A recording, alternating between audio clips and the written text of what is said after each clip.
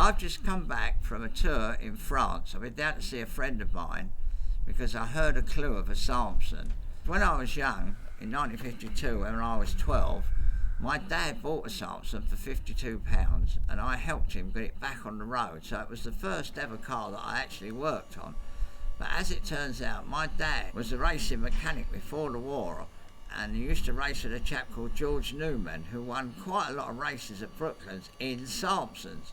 So I've always known about Samsons and always kept my eye on them. But when I was young, my dad sold his Samson and sold all the bits that he had to various people, and they're all still about, and you can look at them in the various club magazines they're in and one thing and another. So it's always been in my mind that I'd like to buy a Samson, own a Samson and drive a Samson myself. But they're very rare cars and they don't turn up every 5 minutes. So I went to France to see my friend, and we finished up driving all through France, through Spain and right across Portugal to have a look at this car. As it happens, it's turned out to be a very, very original car. So with a bit of luck and various borrowings of money, I've managed to buy the car and bring it back, and here it is. So this is what this video is basically all about, is me living my youth and thinking of my dad. Hopefully this will be a bit of a chance to see what it was all like. This is a magnificent engine. I mean, I've always loved this engine because it's 1000cc, it's twin overhead cam, and it was very, very successful in the light car Tourette racing. It's not surprising really that they had such success, but when you look at the genius of design, it's always knocked me out since I was a kid, and being able to get one that has not been ruined. I mean, when you look at it, I would say this car has not done very many miles at all. You look at the pedals, they've not got a lot of wear on them. You know, it's got its mag, it's got, unfortunately this is a modern starter motor, but it still looks like it's going to do the job. Which just happens when you've got a car that's 1926, it's bound to have had a few things done to it over the years. I'm just absolutely, completely and utterly knocked out with this car. It's got its original chassis plate. It's just so good. I mean, there are a lot of little things I can see. It's got dome nuts everywhere now. I don't think Samson had dome nuts, but that's another thing that I'll have to sort out. But there's some very good experts in England who are members of the club, which my dad was a founder member of. I can remember, I've still got his letters from 1950s when they were discussing doing a club for Samsons. Anyway, it's all been done much more now, and there's some lovely books, and Don Hill has written a fabulous book, Register, about Samson. So all the information, whereas at one time you never would have found it, I'm quite confident now I can find exactly how this was finished, exactly around the edge of the cockpit was finished, and probably even find out some history of this car, hopefully, because it's come from Portugal, and I mean, you don't buy a racing Samson in Portugal to go to church in, so there's a good chance it's got some really good history. But it's a blooming long way to Portugal, I can tell you. Unbelievably, it's come with its original seats. I mean, how many 1926 cars can you get with its original seats? And funny enough, this bit here is exactly how they used to do the Bugatti seats. Unfortunately, the rats have been at this bit, but I'm sure we can do something there. The woodwork has been redone because it was obviously in a bit of a state.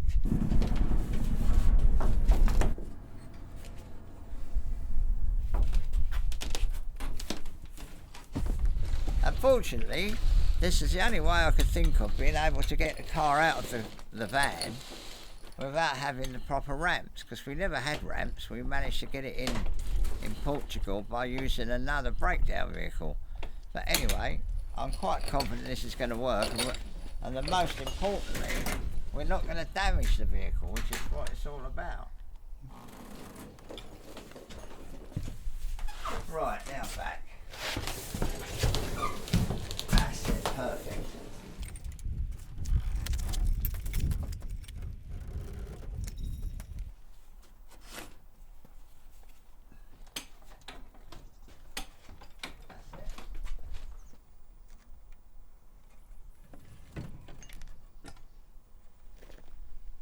Unfortunately, the people who did this car didn't have a lot of idea, really.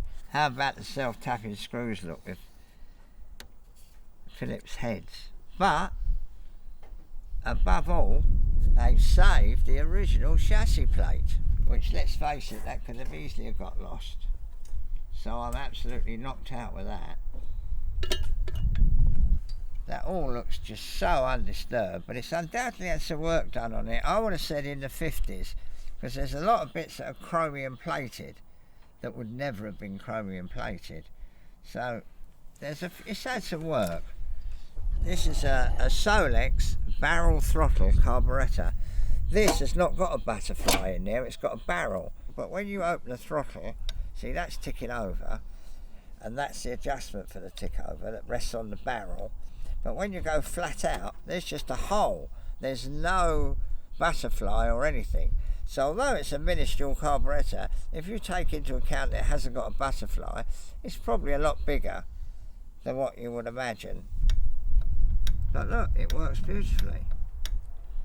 It looks like it's got a plate clutch, which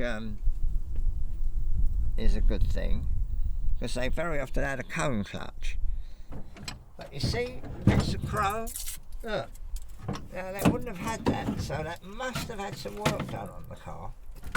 But when you've got something that's nearly 100 years old, it's bound to have had some work.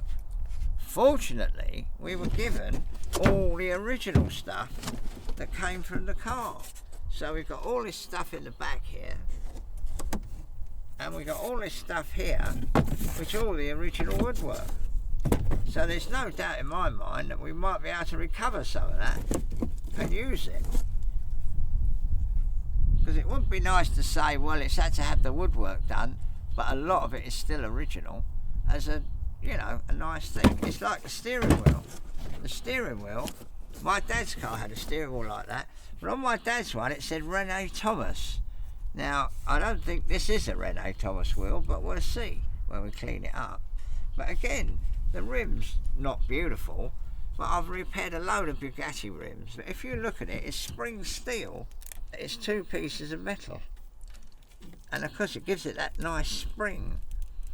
It's also got its original speedo, which is a very difficult thing to come by. But obviously they used to make a rev counter that looks exactly like that. So I'd like to get one of those, because obviously it's going to get revved in its life. And here there's another little badge which we haven't cleaned up yet, but I'm wondering whether that could have been the original supplier of the car. This obviously is original.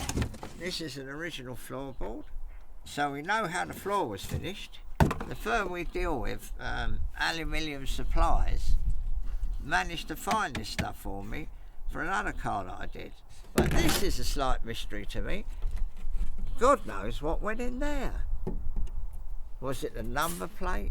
Was it a parasol? I've no idea. My biggest thing will be getting it as original as I possibly can. Because years ago I bought a Morgan three-wheeler and I spent a lot of time getting it absolutely right. And loads of people in the Morgan Club helped me, and I've got this very good friend of mine, Jeremy, and he's the sort of bloke who looks at photographs and says, oh dear, that's not the original horn button. So I'm confident that with everybody's help we'll get this car so good it'll take your breath away when you see it done. Over the years, I've spent quite a lot of time obviously looking at old cars, and I've found that rubber pedals seem to last better than metal pedals. And for the pedals to be in that condition with only a very slight bit of wear just there, and hardly anything on the brake at all, I just can't estimate how low the mileage would have been on this car. You know, it could be as low as 1,000 miles, it could be as low as 2,000 miles, but it's quite obvious to me that it hasn't done a lot of work. And the wonderful finish that we had on the bulkhead, as it happens, look, is on the dashboard. That is your electrical connection, and this side, that would have been the advance and retard for the magneto. But I think that is all absolutely dead right, and unusually it hasn't got a load of holes drilled in it. Because 9 out of 10 times people have to drill holes, and there's holes here, there and everywhere. That will all clean up and look absolutely beautiful. As you can see, we've removed the body from the Salmson, and if you remember earlier we were going on about the dashboard and this very funny finish. As it happens, it's got nothing to do with Samson, because that's the original. But taking it to pieces, it's absolutely beautiful. There's no real rust anywhere. I took the magneto off, and it's a Samson magneto, which I think is pretty rare, and it looks in quite good condition. The distributor cap's got a crack as usual, but I'm quite confident that we might have to redo the woodwork on the body, because although it doesn't look a bad job, it's not particularly brilliant, and they haven't used ash. They've used, I don't know what it is, but I can tell you now, it's the heaviest little body I've ever lifted, so there's a good chance that we might redo that. This little car's only got 1100cc, so weight is the enemy. We've got all the original bits of wood, so we could copy them. But in the meantime, I think the answer is to get the chassis sorted out, get that all looking good, and even perhaps try the engine. But I'm confident that the mechanical side's going to be easy compared to this. We usually wind up doing everything ourselves in the end, so we'll see. Right, this is the original petrol tank, which is in really good condition. I think at some time someone's cut the bottom of it out to clear all the mess out of it. But I will go with that initially, because I think this could work perfectly fine. And it's a nice original bit, which is very unusual because petrol tanks are one of the first bits to rot away. And I took the magneto off, and that seems to be good, and the gearbox. And the gears are beautiful. It's a 3-speed gearbox. It's got dog engagement in top, and obviously you move the gears, you know, which is why you have to double the clutch, obviously. But it seems in very good condition, so hopefully that's not going to be too much of a problem. And the engine actually turns. I don't know obviously yet about the clutch, but so far so good. And I'm pretty confident that the radiator will hold water. I took the cam cover off,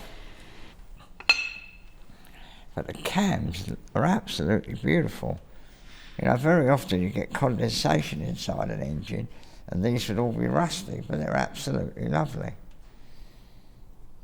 Which reminds me, I've still got my dad's original tool. When my dad was George Newman's mechanic, he obviously was an agent, I think, for Samson, and my dad used to go to Billancourt during the winter to sort of build the car ready for the coming season. So my dad could speak pretty good French, which is a lot better than me. But as it happens, my dad's number was number 8. And when we used to look at cars, when I was a kid, people would come round, my dad always used to look for the number 8, because if it had got number 8 stamped on it, it meant he would have worked on it. And this is my dad's original tool, which I've kept for a lifetime, and it's got number 8 on it. The idea of this tool was for adjusting the valve clearance. So you put it in there like that, and you push that down, and you take this out, and you could put valve shims in there to get the valve clearance. So for the first time ever, I'm going to actually use this tool, which I've kept for all my life. Very often people put much too strong of valve springs in cars, and obviously it soaks up the power. Sometimes it's completely unnecessary. They also used these engines in midget racing cars just after the war, and I think before the war. My dad used to moan about that because he said lots of Samson engines disappeared because of the midget racing cars. So I don't know what he'd think about me having a collection of midget racing cars, but there we are. Putting that on there, like that, and centralising it and screwing it down. It's such a familiar sound to me. As a kid, I can remember my dad doing that, and that noise is stuck in my memory. Quite funny, really. But what a beautiful little engine when it's all packed together. I just knocked out with that. This is a mag off the Samson. It looked pretty sad yesterday, but I took it all to pieces and cleaned it up. I still couldn't get a spark, so in the end I decided to take it completely to pieces, which is always a mistake, because they lose a certain amount of magnetism. But anyway, I took it completely to pieces, cleaned it all up, adjusted and cleaned the points, and there we are. It's sparking beautifully, so that At least we could get the car going on the strength of this.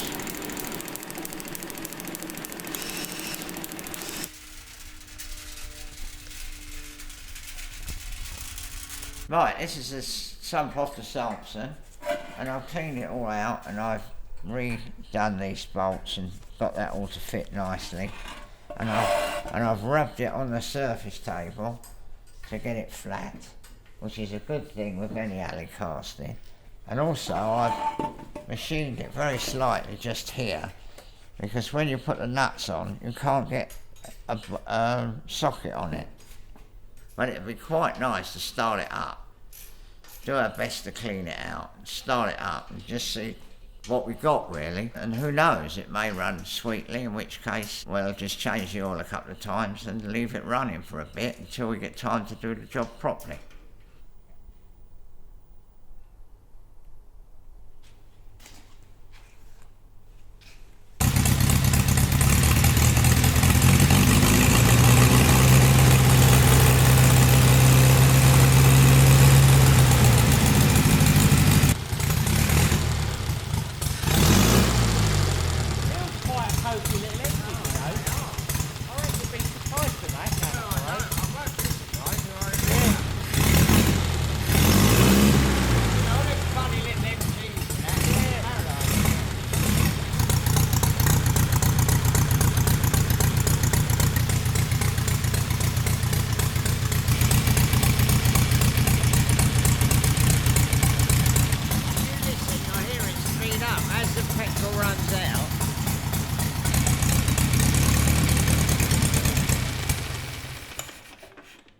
Well, considering this engine hasn't run probably since the 60s, the earliest I would think, or the latest would be the 60s.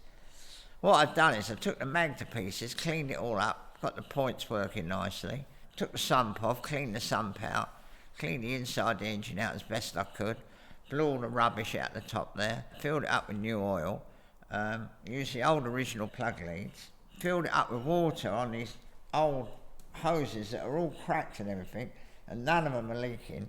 The only place it seems to be leaking at is out the front of the crankshaft there. But, you know, that could easily be that the oil seal's clogged up or whatever.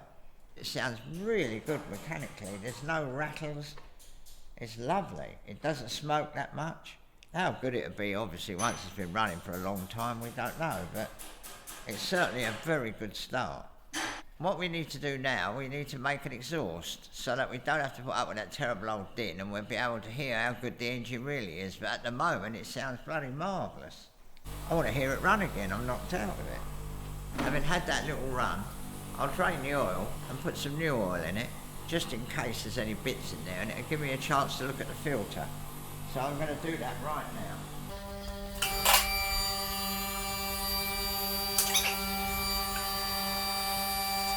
I think next week we'll be driving around the field.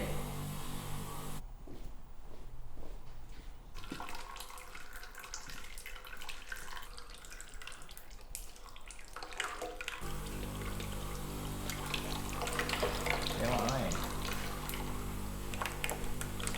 They don't look to be too bad. Give that a wash off in brake cleaner and put it back.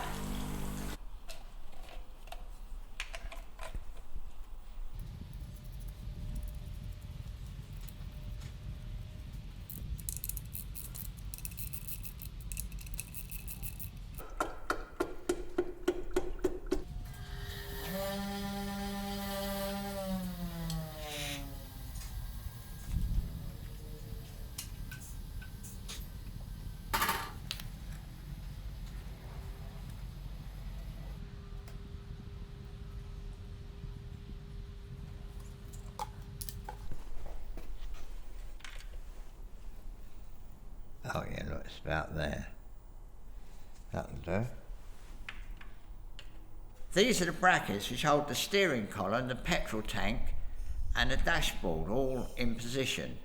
And because obviously there's a great deal of up and down movement when you're going over bumps, these have obviously been repaired over the years. This is an old weld here. And then if you look at this, it's repaired here. And this is another one which looks like recently has been TIG welded. But as you can see, they're definitely obviously overloaded.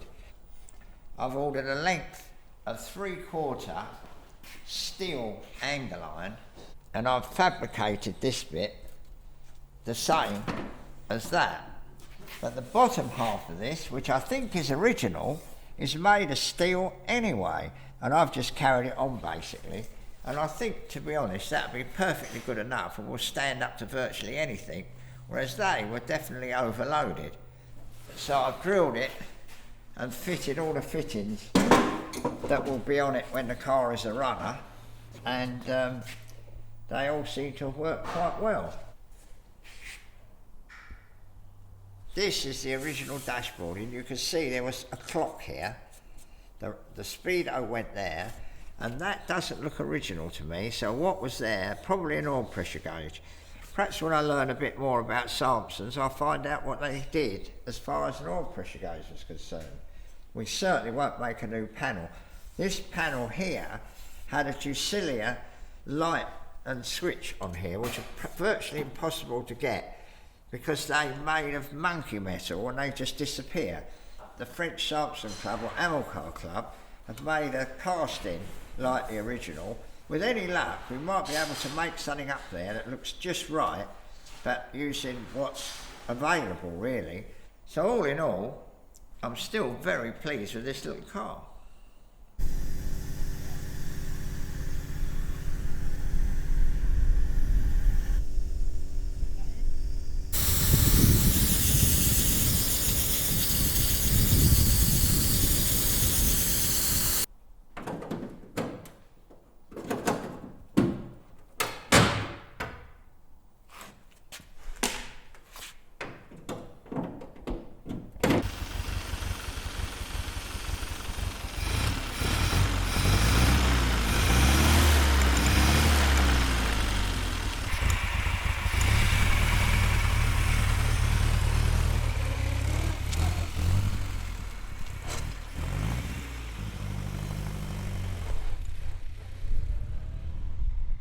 I've just driven the car and the steering works nicely, the gearbox seems to be good, the clutch freed lovely.